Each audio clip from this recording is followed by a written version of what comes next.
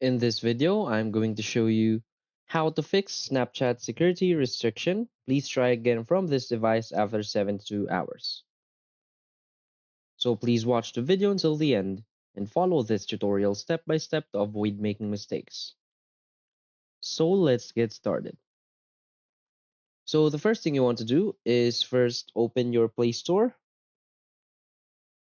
and search for Snapchat. Now from here, you want to make sure that your Snapchat application is up to date. So if there is an update button right here, you want to update your Snapchat app first. So if your Snapchat is already updated, you want to open it. Now tap on your Bitmoji icon in the upper left corner of the screen.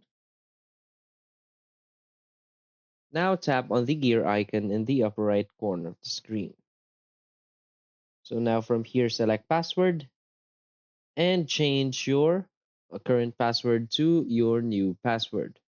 So after changing your password, that will fix this problem. So when you delete your account, Snapchat won't let you wait for 72 hours.